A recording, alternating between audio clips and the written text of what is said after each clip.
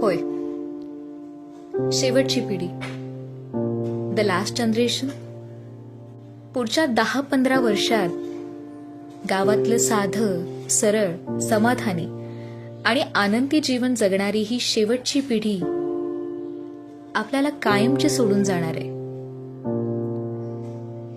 सत्य थोडं कटू आहे, पण तो जो काळ आहे ना, त्याला कोणीच थांबवू शकत नाही. एक ज्ञानाचा, कलेचा, संस्कृतीचा आणि संस्कारांचा वारसा आपल्यातून कायमचा निघून जाणार आहे. ही तीच माणसं जी गावात साध्या आणि सरळ जीवनशैलीत आनंद मानतात, गावच्या राखणदार देवचरात निसर्गाच्या प्रत्येक रूपात देव शोधतात, मायेचा ओलावा जपणारी